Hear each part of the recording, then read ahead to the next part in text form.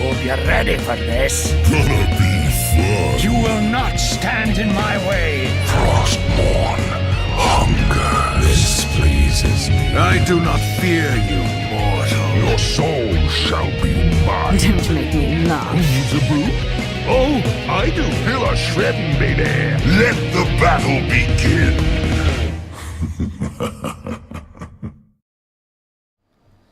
So hello and welcome to the 4th episode of Trollin HGC, a Heroes of the Storm podcast focused on esports of members of the Trolls GG podcast network. I'm your host, LiQuid, and I'd usually be joined by Bahgz, but we have a slightly different looking Bahgz today. Bahgz is working, and so Bacon agreed to stand in for him. How's it going, Bacon? I am a Korean-looking Bahgz. Nice to meet you. I like that. A Korean-looking Bahgz. I'll go with that. I'll go with Korean Bahgz from now on. So a little bit about Bacon. Bacon's on Gang Push Squad. Him and I have talked a couple of times on the Nexus Trolls. Actually, you and I talking on the Nexus Trolls kind of gave me the idea for doing this show. So thank you for that. Oh, really? Yes. Because I know we were wanting to talk more about esports when I was on the Nexus Trolls, but right. You know, Dad's always cutting us off. Right, and like so that happened again, and with somebody else, and I was like, you know, it'd be really cool if I did my own esports show, but like part of the Nexus Trolls. So Daz and I cooked up Trollin HGC. You know, Bahgz and I did another show. Bahgz is on the weekly Blizz, and we hit it off there too. And he was like, man, I really wish I could talk more Heroes esports. And I'm like, light bulbs are going off everywhere, right? So this show is born.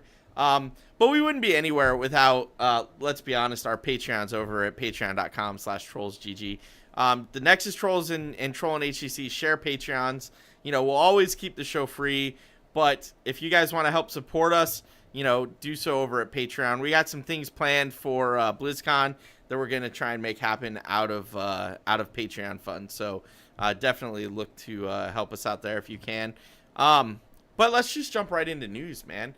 Some cool stuff, including Phase 2 starting this week, which is crazy to me. Like, I totally thought we were going to end up having a bye week. That's why we planned on doing Creators of the Storm this weekend. And Blizzard's like, nope, we're going straight back in. Like, nah, man. Traveling and jet lag don't matter. We're jumping right in.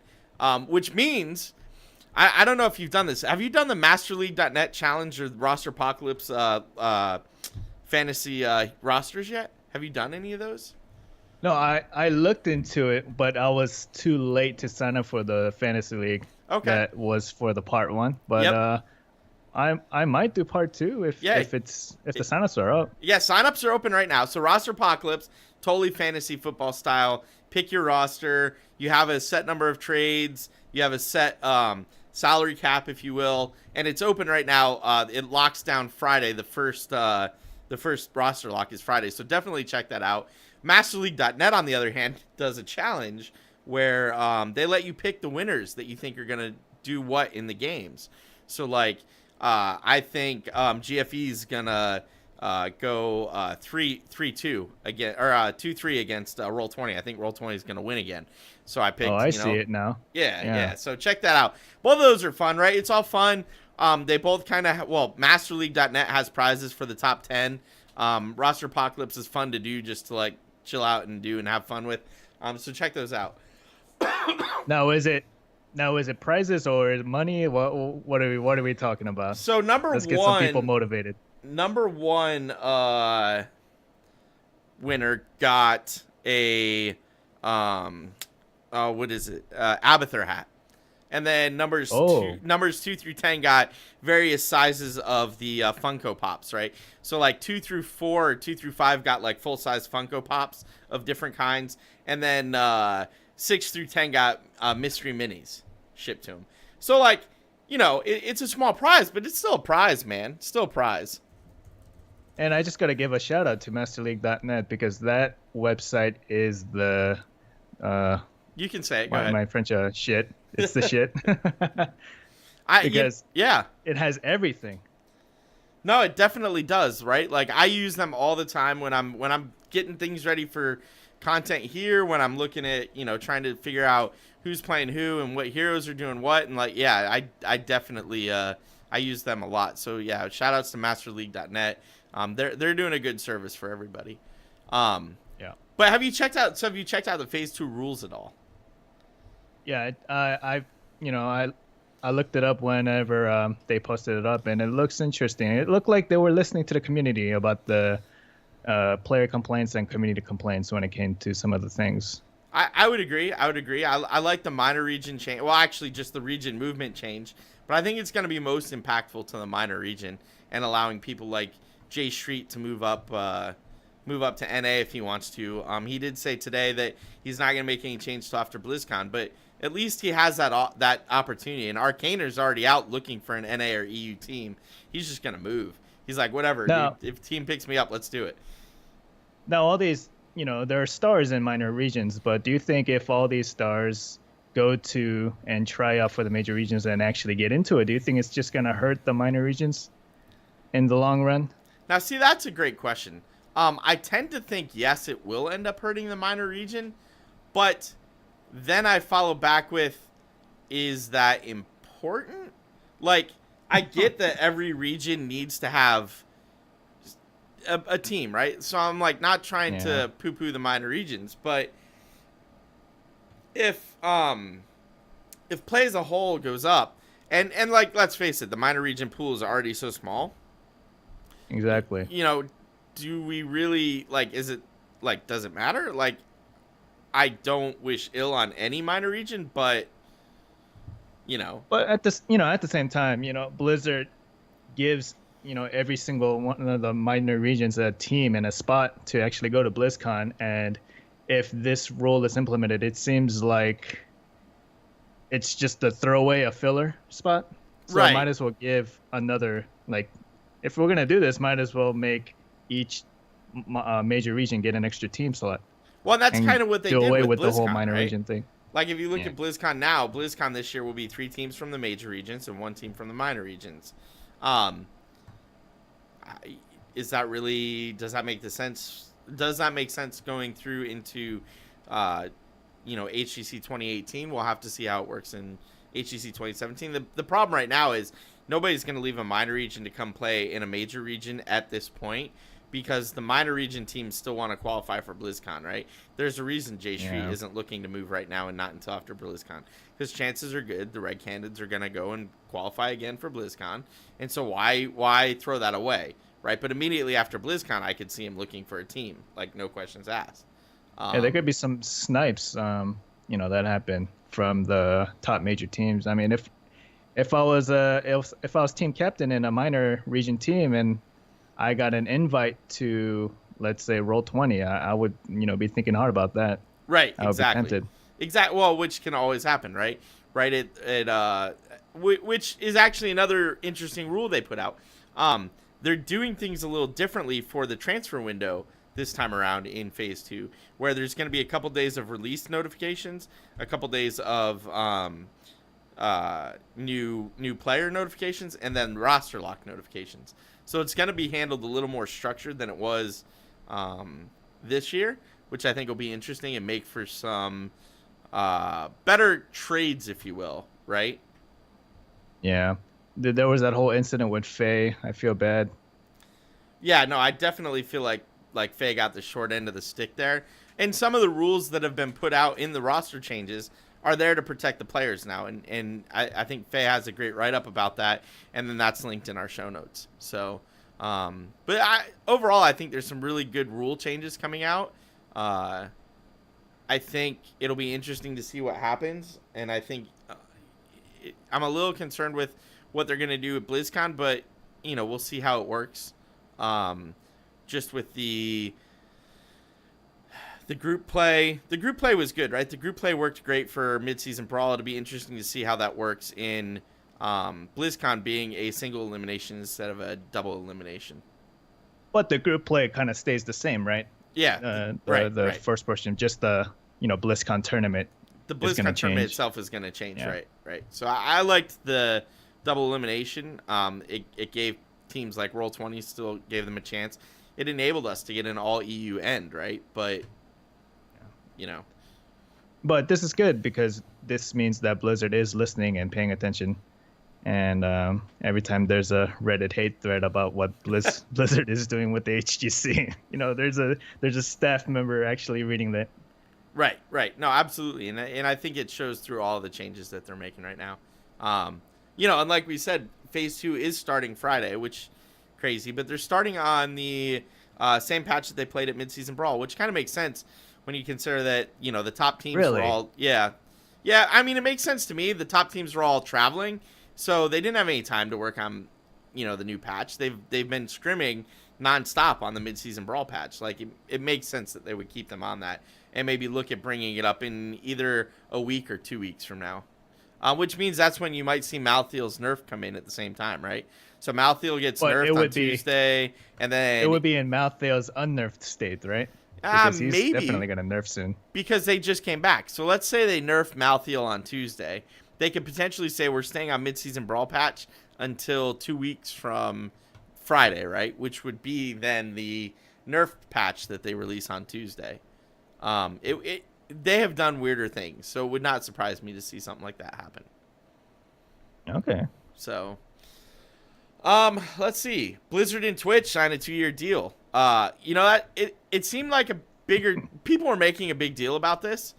The only thing I took away was hopefully that means Heroes of the Dorm is not going to be streamed on Facebook this year. Yes. Because Facebook was a horrible platform for this. Honestly, I was interested in Heroes of the Dorm. I heard great things about it. I didn't really follow it before just because that, when I played the game and when I started paying attention to the Heroes scene, the competitive scene, I mean, like the Dorm was kind of already in its off season. Right. So when I heard about this, I would give it a shot, and it's going to be on Facebook. I gave Facebook a try. It's so laggy, low quality. There's no chat. There's those like emojis. Yeah, the emojis scrolling across. Oh those my things were God. annoying. Yeah. So I did not watch Heroes of the Dorm last year, unfortunately. I agree. And I didn't watch much of it either for the same reason. It was painful to watch. So hopefully this fixes that. I mean, let's be honest. The rest of their games, they're already streamed on Twitch. So nothing else changes there except for Heroes of the Dorm. So hopefully that happens. I mean, it's great, right? Now there's a deal. Twitch is going to be more tightly integrated with Blizzard. Maybe we'll see Twitch be the default stream off of the Blizzard app instead of it being Facebook. Who knows? We'll have to see how that works. But we didn't mention the best part yet. Legendary loot chests? On Prime. Yeah, loot chests, baby. When 2.0 came out, everyone got the veteran chest with the guaranteed legendary, right? And then a patch or two ago, they changed the art for the veteran loot box because it used to be the same animation as an epic chest, but they made an animation for the legendary chest, so it's like glowing gold. Right. And why would you update the art for a chest that's only a limited one-time deal unless you're going to do something with it? And I guess this is what they've done with it, because they're going to have legendary chests for Amazon Prime. Yeah, so it'll be all good things coming out of that. All good things. So we'll have to see how they implement it. But yeah, I would agree. So have you been paying attention to Chinese HOTS at all? Like the last day or two? As in the exodus of... Yeah, yes, the exodus. Oh, yeah. Yes, I guess then. Yes. Because I've only caught a couple of things. I know Duck Duck and Noblesse are gone. And also probably Nachojin. Right. No, I did see a tweet from him too. So a lot of Chinese HOTS players are quitting to go to King of Glory, which is crazy to me because it's a mobile League of Legends clone. Like, you're going to a mobile game? Like, what? But a mobile MOBA, yeah. Right, but it's making money. Apparently, there's eSports for this game already, and it's 5 guys in 2 booths, just like they have in other eSports events.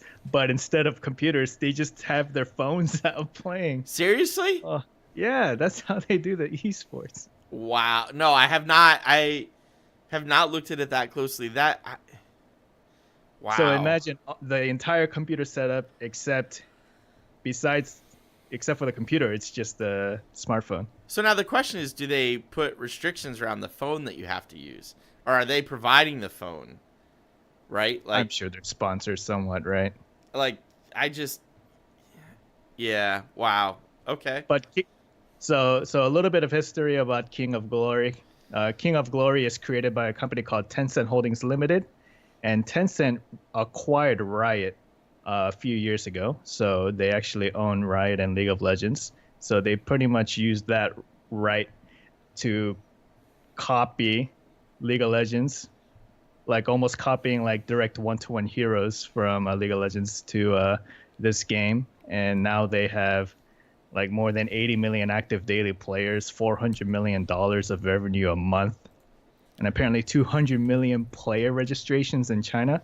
And apparently in Chinese iTunes, if you go to the free top games section, 9 out of their 10 top games are Tencent Holdings Limited. So they're pretty much a powerhouse, and they've flown under my radar because I guess I don't pay attention to the Chinese game scene. I just don't understand it because it doesn't even look like, I don't know, maybe I'm missing something, but it doesn't even feel like a MOBA, but it is. But I don't know.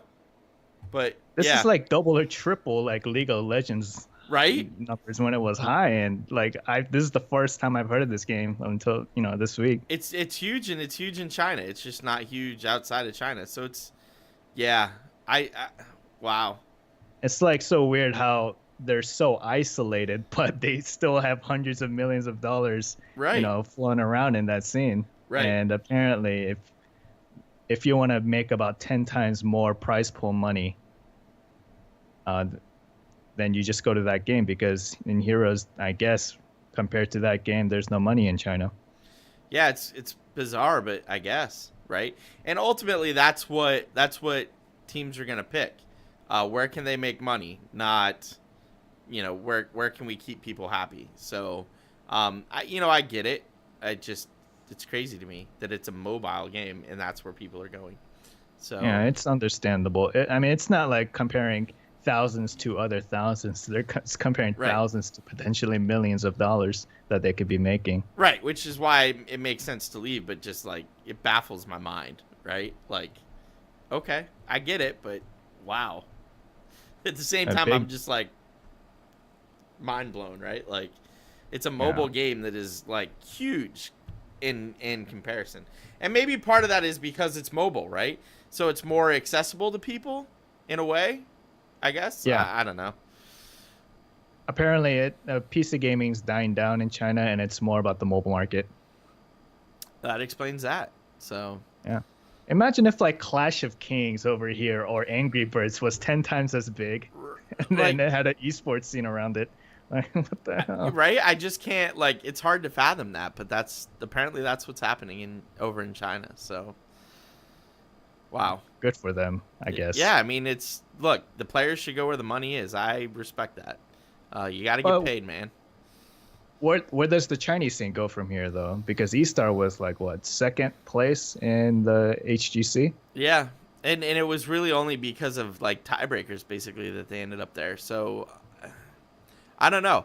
I don't know what that means. Does it mean, HGC as a whole just kind of loses out on China? Is there going to be another team to step in? How many other teams in HGC are going to say, you know what? This King of Glory move actually makes sense. We should be looking at this instead. So, that's a good question. We'll have to see what happens. China hasn't done its roster locks yet because they're on a slightly different schedule than everybody else. So it'll be interesting to see what happens there. We'll have to watch. Let's cross our fingers and hope they stay competitive, because every time it seems like there's a powerhouse in China, something happens, and visa issues or whatnot, and teams start disbanding, and it seems like that scene restarts every time. Every time something good happens. It definitely feels that way. So, yeah. NBC did something cool today, which is completely not Heroes related, but interesting nonetheless. They're going to do a televised Rocket League tournament. They don't care about MOBAs right now. They think it's too complex, which I kind of get. And I kind of get Rocket League being super accessible, right?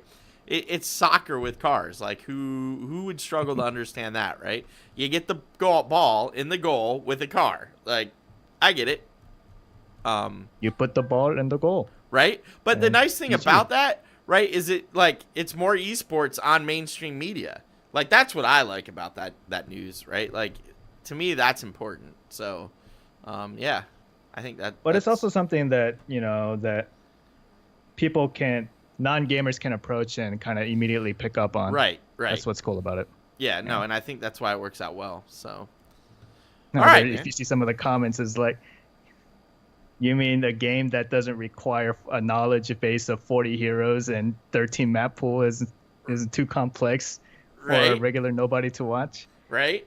Well, which is true, right? Like if you think about it, there's a lot going on in Heroes, and the display for all of League of Legends information on the screen, at least you can kind of you get a better feel for some of the things that are going on once you understand what each little thing means. Heroes But is there's getting still there. A lot of damn Right. stuff to learn for League of Legends too. Right. And it's the same is true for Heroes, right? There's a lot of stuff you have to learn for Heroes to understand it better, right? So we'll see. But let's jump into some results. So Let's do it. Mid-season Brawl ended, and if you're watching our show, you probably watched Mid-season Brawl, so I'm not going to tell you there's spoilers, because guess what? There's spoilers. I guess I just did. But we're not going to not go through them, because we're a show about HGC, so we got to cover this. Fnatic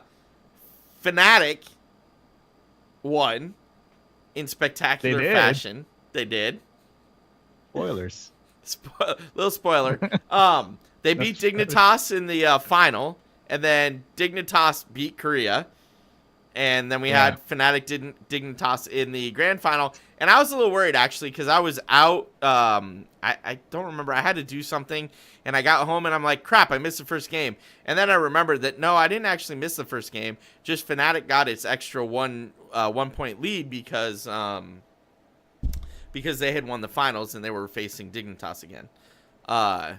So it was a fun series to watch. The whole tournament was fun to watch.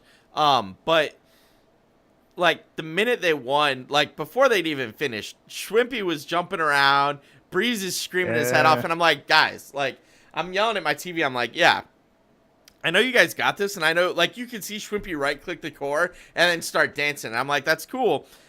But they're only dead for 20 more seconds. Maybe finish the core and then dance. Because, like, the last thing you need to be doing is jumping around and dancing, and then they wipe you, and you're like, shit, now what? Oh, man, they're Swedish badasses. They know what they're doing. That Swedish boy band coming out, right? Exactly. I overall, I thought the whole series was great.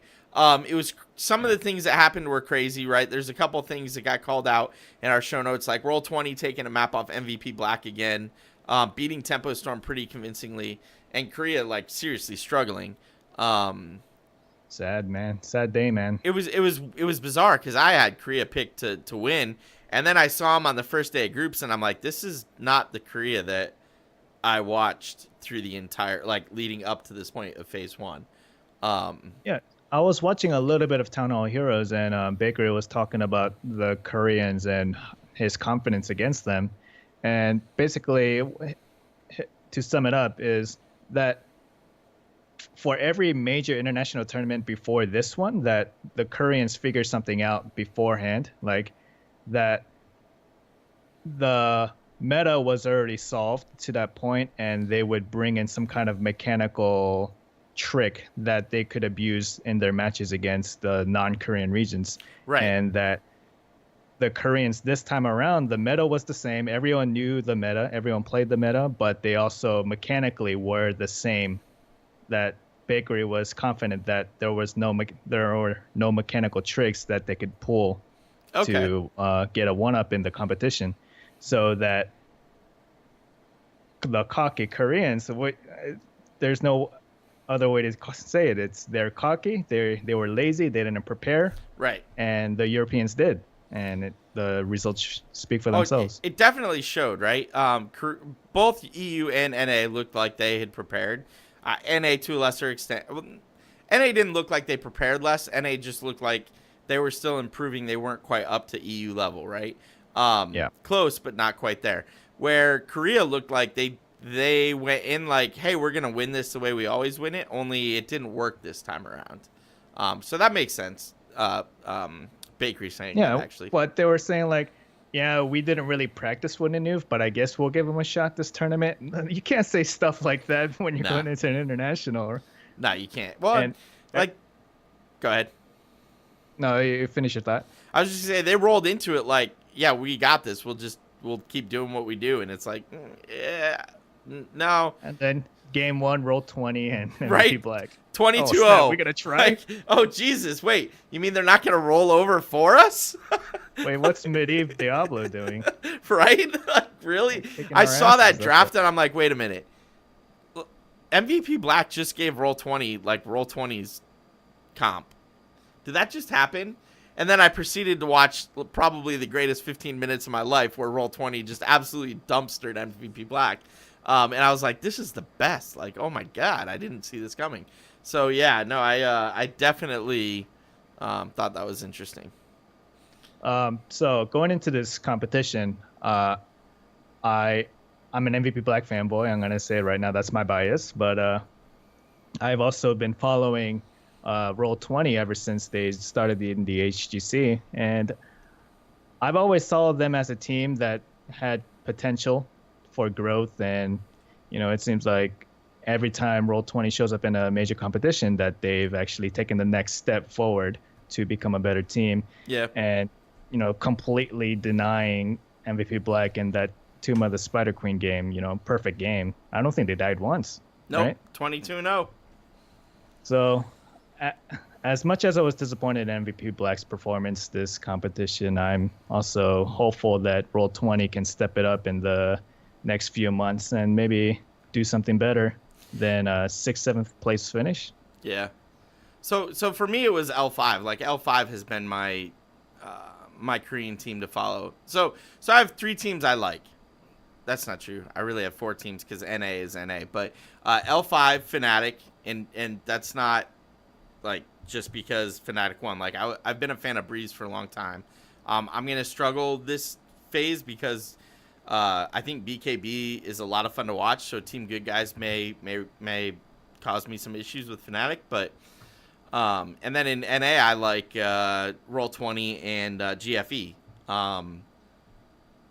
So it's gonna be interesting. Phase 2 is gonna be a lot of fun. So Yeah, we're actually gonna see if these. I guess I just had a brain fart. What just happened? I don't know, man. I had a thought, but it flew away, and I was trying to catch it. Let's move on. All right, so we'll move on. So we're gonna go into just some stats provided by the good boys over at MasterLeague.net. Shortest match 6:02. I don't know if you caught that or not. It was on Infernal Shrines, and Fnatic basically completely ignored the objective and just pushed all the way in to win in 6 minutes and 2 seconds, holding the record for the fastest HGC match to date. Now, do you think? I mean, they were kind of blatant with their drafts and what they were trying to accomplish both games. They kind of failed game 1, but they were able to beat the record in game 2. Do you think it was a little bit disrespectful to Super Perfect Team that they did that? I kind of do a little bit. I feel bad for saying that, but I kind of do. It was like, hey, we don't take you guys seriously at all. We're just going to push as hard as we can going after this this fastest match record. And sorry, deal with it. But at the same time, it's like, okay, Super Perfect Team had a chance to try and punish that if they drafted differently, especially after game 1, right? Game 1, maybe you thought they might do that. You weren't sure. But game 2, like, you knew going into game 2, this is what they're chasing. So you could draft, specifically just to prevent it, right? Like, frustrate them. You don't have to, at that point, give up on getting an outright win. Like, don't draft the map, draft the team, right? And so instead, they ended up drafting Nova in game 2, I think. Yeah. So, lesson not learned, I guess. No, and that was I didn't understand it, but yeah. It was, I mean, it was fun to watch, I guess, for them to actually get the record, but I'm just like wondering if it feels bad or if it feels good.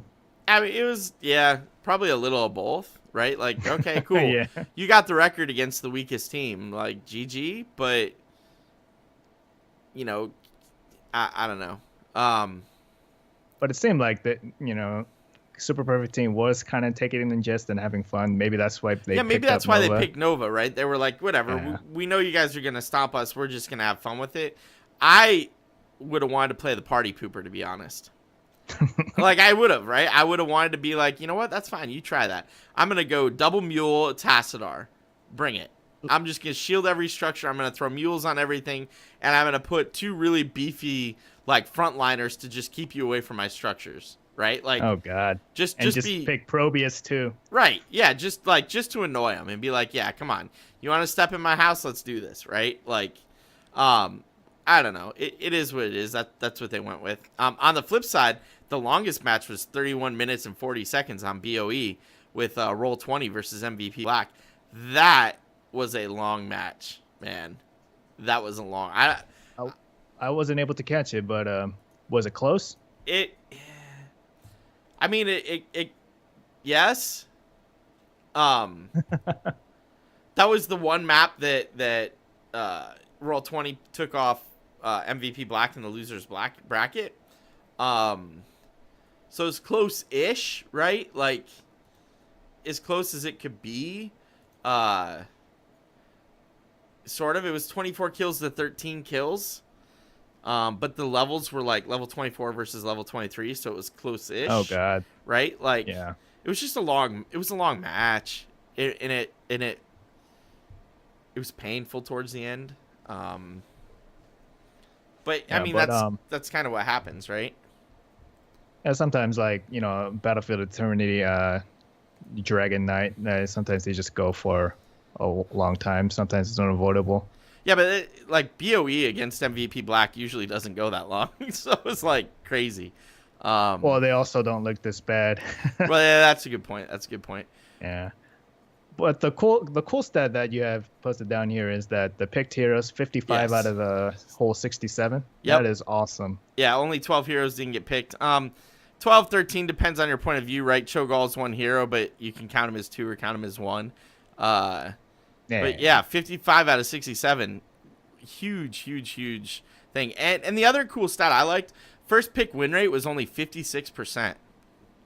So, you know, But I've also find that it flip-flops from like 60% to 40% just depending on like random things. right. No, I Sometimes, agree. yeah. But like everybody that's like, oh, first pick does everything for you. Nah, man, it really doesn't. Yeah. I guess that's where I was coming from. The only other thing I want to throw out there, the top KDA, always makes me smile when I see a healer with that. Smexy with 9.7. Excuse me, with 9.7 top KDA. Yeah. Nice. Yeah, buddy. So. Well, if you're present for the kills, then I Right. guess you have a high KDA. Right, stay in and the if you background never and die, right? participate. One of the other things I didn't throw out there, he never died. His uptime was like insanely high. I think it was the highest alive time out of everybody that played in midseason Brawl, with like 99% uptime or something like that. Yeah. So, you know, where was it? It just goes to show you if you're a support player and have proper positioning, you can Right. actually just influence the game in your hero league just by staying alive. Yeah, he had the most time alive, 96.2%.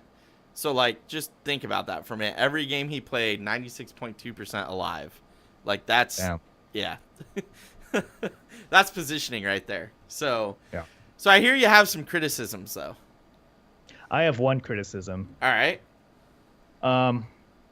The casters, they did a great job, and the analysis test, it was all fine. But as soon as they bring on a player from the winning team to interview him, Yes.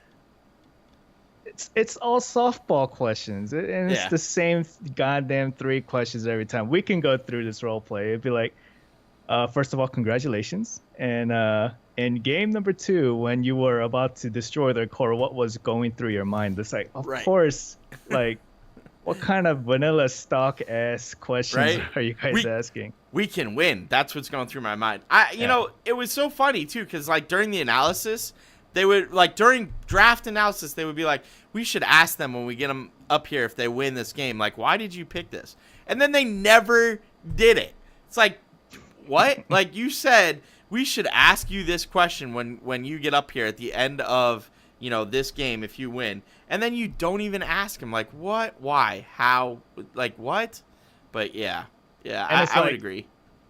You're about to go up against team Roll20 next game, next series. How do you feel? It's like, what do you want me to say? Like, right? Of course I feel good. I feel confident that I'm gonna win. Like, that's the only proper answer you can give in that situation.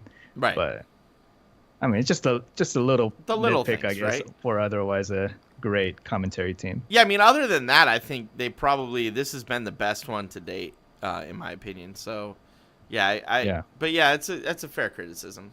Cool.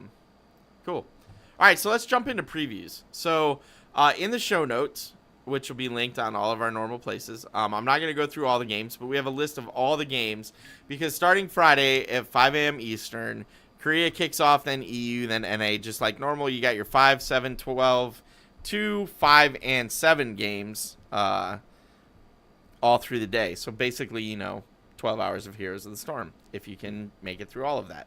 Actually, more than that. I think it's like, it works out to be like 16 hours of games. But anyway, so I got them all in there. I got them all listed out. I think I only wanted to call out the ones that were like really interesting to me. I think Saturday will be an interesting day for me. I like Team LiQuiuD versus Team Good Guys. I'm looking forward to see what Team Good Guys will do against, you know, number 3 Team LiQuiuD. I really look forward to Gale Force versus Niventic. I want to see, you know, how Gale Force looks now that they've replaced Equinox and Crowan. And I want to see how Team Niventic looks now that they've said, all right, Kenma's our coach. We're going to move Big E over to support. Go win, you know. We'll see how that goes. I kind of want to pay attention to Even in Death. You know, everyone's pretty much written them off to begin with, and I want to see if they actually improve throughout the next few months. Yeah, I think we'll see that. I think we'll see Even in Death flourish. If not flourish, at least get better. Simply because now they're going to have consistent scrim teams and consistent games against quality opponents. Exactly. Yeah. Like, when Niventic went to the Crucible, you know, they were pretty much by far the worst team out of the 8 NA teams, and they looked really good when they were facing against their Crucible opponent. Yeah. Just by the virtue of playing against other HGC teams for, you know, 6 months straight. So yeah, it'll be good. Interested in Even in Death and their growth. I agree. I look forward to seeing what they can do. I put Saturday twice, and then Sunday, the game I'm really looking forward to, because as much as Even in Death is going to grow, I think when they go up against Tempo Storm, that's going to be bye bye. Yeah. So that one's not going to be fun to watch, but I'm looking forward to Roll20 versus Gale Force Esports in the rematch. Like, that is going to be a sick game in my opinion. That one I'm really looking forward to. So that's probably my pick of if you can only watch one game this weekend, that's the game I'd watch. Roll20 versus Gale Force. You're gonna watch Roll20 roll over Gale Force. Honestly, that's my prediction. That's what I'm hoping. We'll see how it goes. But yeah, that's what I'm hoping. But what was it? The other thing that was interesting to me, Eastern teams in mid-season Brawl, they're all off this week. Western teams are playing, but Eastern teams are off.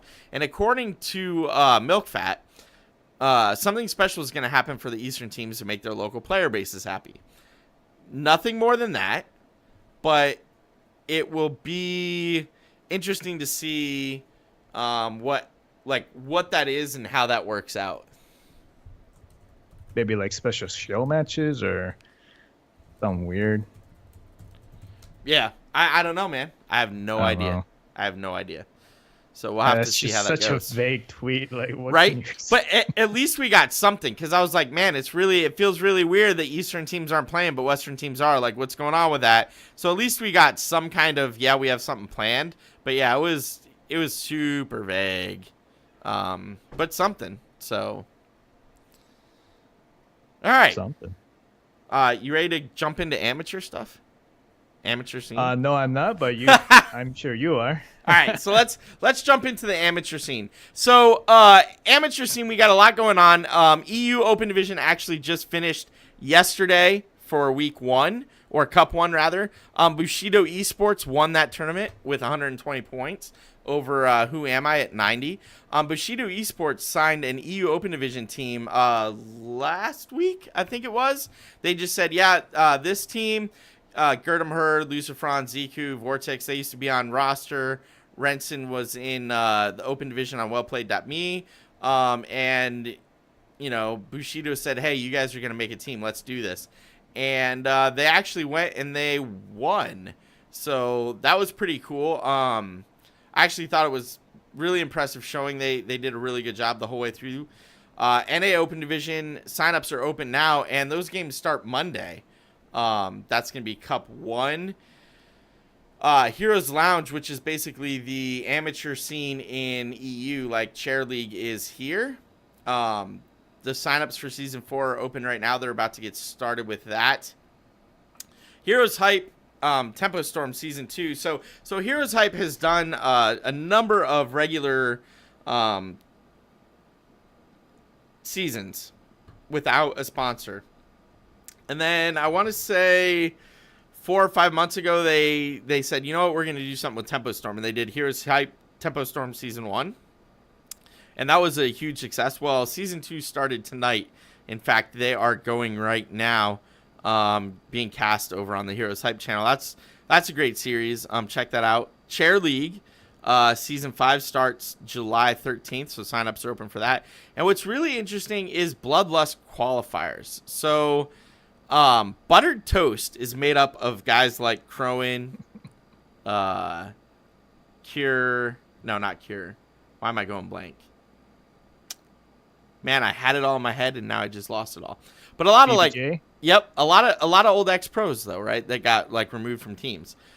They have won the last 2 weeks in a row, and the season finals are on July 15th. So I'm looking forward to seeing what they can do there. It'll be cool to see if they can make something happen, and maybe, you know, I don't think Crowan would mind going up against you know, one of his old teams. Yeah. And being like, hey, what's up? Let me show you what happened when you dropped me. So, yeah, I mean, I know that was a lot of random tournaments, but all of it's in the show notes. Check it out. Like, I like to support amateur scene because I think it's important for the pros to develop, to have a good, strong amateur scene. Without it, I think you end up with just not a lot of development going forward for professional teams. So yeah, I know like Swabs Magoo from Imported Support, BBJ from Looking for More, yep. LFM Esports, and you know those guys. They're my friends list. They're on pretty much 24/7 in a Hero League game and a custom game. They're working hard. So if you have some time to, you know, lend your viewing hours to those events, go ahead and support them because they're not taking it lightly. Yeah, and like Aegis in chat just pointed out, Cronin and Insomnia have both said they want to climb through open division. So Monday is going to be an interesting day, man. Monday is where it's going to be at. We're going to see NA Open Division Cup 1, and we should see some of those teams. So I'll actually be casting Monday, so it'll be cool. Pretty rough though to be on the HGC and then have to climb back up. Open. Yeah, but you know, I mean, it's one of those things. It is what it is, right? I mean, at least there's a path for them. There used to not even be a path, so you were out of luck. And I absolutely think Cronin and Insomnia could put together a squad strong enough to win Open Division, win a Crucible, and get back in. So I miss Cronin. I wish Cronin was still on GFE. Cronin and Fan were the reasons I liked GFE, or the reasons I started watching GFE. I was so excited when I heard Crowan was going to join Fan and Udall. I was like, dude, this is like the number 1 and 2 of basically every position on the same team, right? Like, it didn't quite work out that way, but I was looking forward to it. I have a little conspiracy theory about that. All right. You know, if you think of GFE, the face of Gale Force Esports, you think of Crowan's hair, right? Yeah. And well, it's Crowan's hair and it's Udall's face, right? Like, those are the two things, but yeah. And as soon as Crowan shaved his head off because he lost the bet, what happened a week later? off the team. That's some. That's my working theory. That, you know what though, that is some tinfoil hat shit right there. But Yeah. I kind of see it, man. That tinfoil 2 inches thick on my head right now. I kind of see it. I could see that. Not that I think that's what went down, but I could see like yeah. All right, I could. No, don't indulge me. This is stupid. So let's move on. You know, here's the thing though. I want to throw this out there. Like, if you know you're gonna remove someone off the team, don't let him shave his head first, man. Just be like, yo. Oh. Before you do that, we're gonna remove you from the team. So maybe keep your hair for now. You know, it's your call. Now you made it real. Feels bad, man. But we want to let you know we're gonna let you go first before you shave the hair. So. Dude. All right, let's talk about something that both of us are involved in. Creators of the Storm. So a little while ago, Daz and I put together this idea where we want to get other podcasts together and have a little tournament. It's going to be Saturday. It's creatorsofthestorm.com. Everybody that's in the tournament is in some way, shape, or form a content creator. Some are YouTubers, some are podcasts, some are writers. Like you guys are playing. It's you guys on Gankbush with Alebeard from BlizzPro. He does a lot of writing. He's been on. He's actually been on the Nexus Trolls a couple of times. Yeah,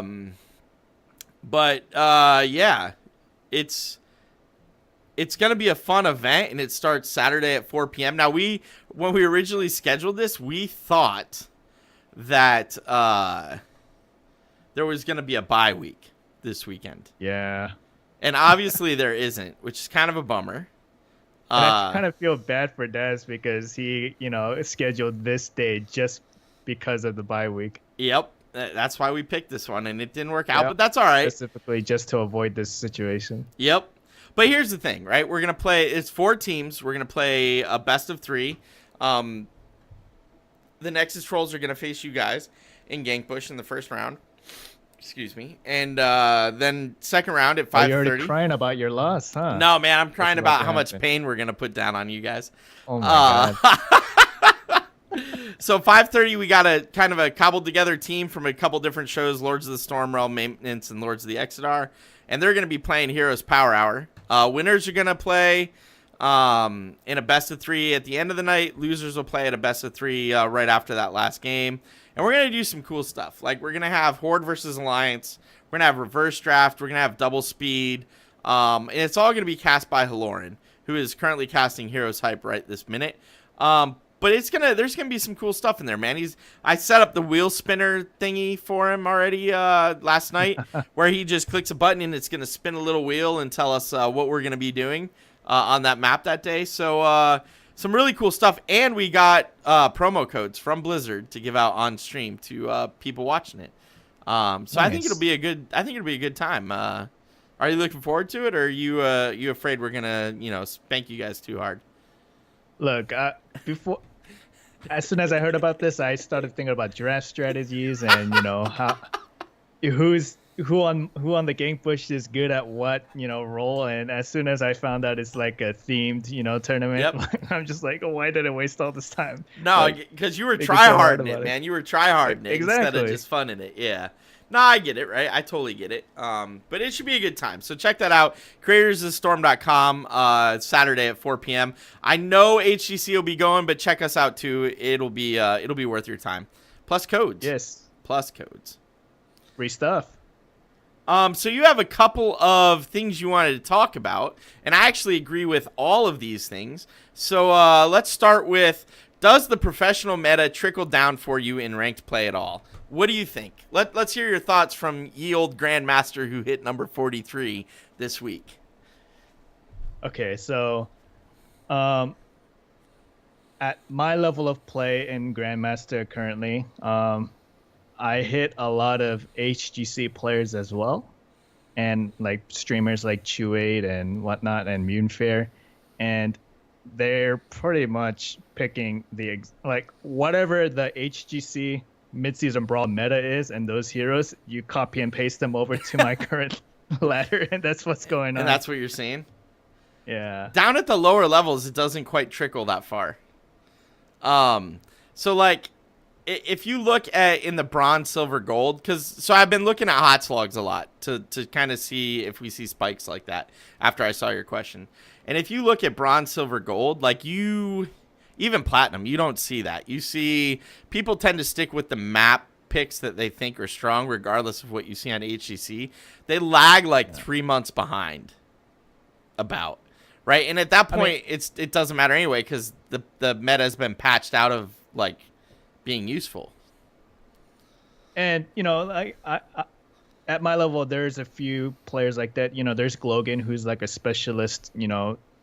Super. He only spams like Zagara and Gazlo in every single game. But those kinds of players are so good at the heroes they specialize in. They force and find ways to fit themselves into the meta. Right. So, like, it doesn't really matter like what they play, and it is interesting because Uther's constantly banned. Malthael is overpowered, so he's first banned every single game. So it's like drafting is a little bit boring sometimes because Right.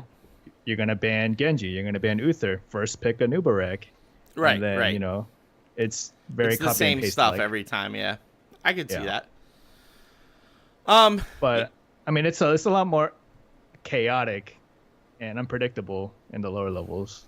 So. Yeah, that's true. That's true. It's very, very. I mean, it's unpredictable to a point, right? Like everybody's got their own. This is what's strong on this map, so that's what they like to pick, and that's what they stick to, regardless of whether or not it's still true. So. I mean, like there's been the uptick of stitches in my play in my games recently. Have you noticed that? Yes, that's happening at all leagues of play, or all levels of play, I should say. So that's so like, have you did you see a match like, oh snap, I have to try that in Hero League or something, and then brought that into Hero League and it had success with it? No. Nope. So here's why. Here's why I say that, right? That would work for you. I could totally see that working up at your level. Down with the plebs, no, man. No, it's not. Like, I don't play Hero League that often. No. It's not. I just don't see it flying, right? Because you know what the problem is? Unless you're in there with people that are open to it, the rest of the teams get salty and they don't want to draft that way with you, right? And like a lot of times, if you see something like that, now I guess the comment I would make is I have seen drafts where I'm like, I want to go try that in Team League because I know I can talk to the rest of the team and be like, yo, we should totally try this. But kind of like the 5-man push dread in Hanamura. Right, exactly. Right, where you can set that up. Where in Hero League, sometimes it works, sometimes it doesn't. More often than not, it doesn't. So and like the main issue is like 1 or 2 people aren't on board with it, so you half-ass the strategy, and then they start blaming you for it. Right. Like, oh, nice strategy, bro. Right. And it's like, well, you're not even trying to execute, and you're blaming the strategy. It's not the strategy, right? Like Aegis just said in chat, there's a level of coordination required that just doesn't happen in lower ranks, and that's 100% the truth. So, those are the kinds of things we see at lower levels. I mean, before Heroes of the Storm, I came from StarCraft 2, and the meta in StarCraft 2, it's a lot more easy to copy from, pros to plebs like us, because, there's specific build orders as 1 versus 1, so there's a lot less variables to take into account. And it's just what you do, and the other players. So, you can copy build orders left and right, what you see on the professional circuit, but I guess you can't really do that when there's 4 strangers you're playing with. So. No, it's really hard to do that way, right? Like, it's extremely hard. And what ends up happening is just the general rule in Hero League is play safe and hope for the best. Okay. Which is unfortunate in a way. No, it is. It is. But it is what it is, right? Yeah. All right. So the other point you brought up, and I like this one. Does the HGC playoff format benefit the best teams too much in terms of on-stage experience? And I think this is especially telling, especially with the way we know BlizzCon's going to go. But why don't you lead us into that? What were you thinking about specifically? So right now, if you're a professional in the HGC, you're playing online from home every week. That's a lot of good experience to play against the best teams in the world.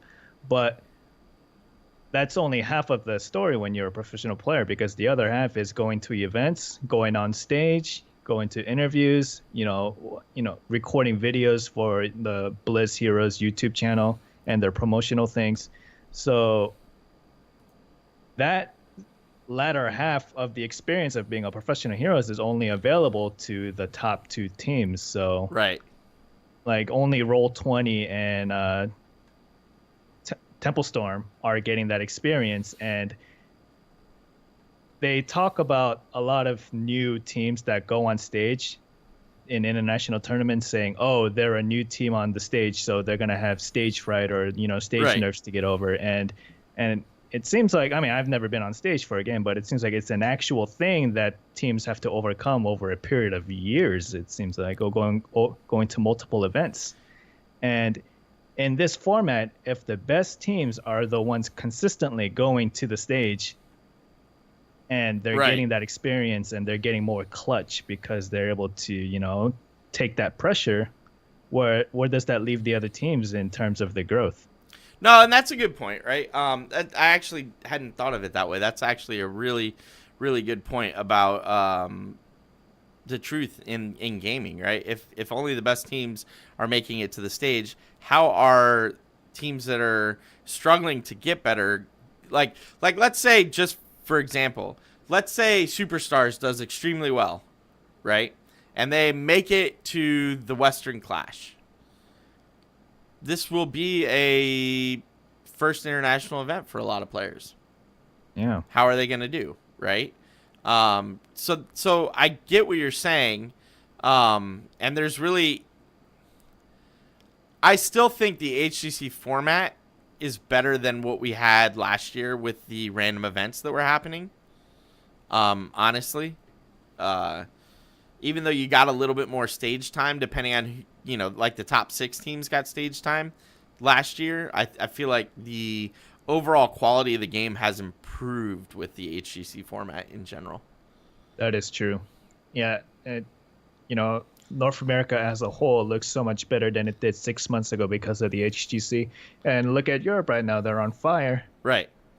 And a lot of that is due to HGC and the constant games, right? Yeah, but also, Fnatic and Dignitas are the 2 teams that get all the stage time in every Right. single tournament. Right. Too. And, when you talk about Team Dignitas, you talk about how clutch they are and how they can pull off, crazy, Hail Mary plays just because they've done it so much on stage. Right. And I do think, like, when you're up on stage, there's hundreds of people watching, there's flashing lights everywhere, and you have, like, white noise headphones you're playing on that you don't play on usually. Right. Does make a difference. No, it absolutely makes a difference. And you can do things to try and make it better. You can get yourself white noise headphones, and you can try to get used to playing. Like there's little things, but there's not really a point unless you're in the top 4, right?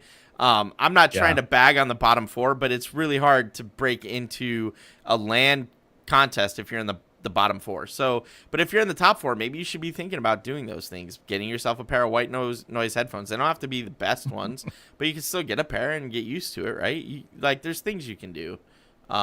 It's no different than anything else. Buy like HTC Vives and put Right. yourself on a virtual stage or something. Right. There's ways around that. So cool. Yeah. All right. Well, thank you. Those were good. Those were good topics. I like those.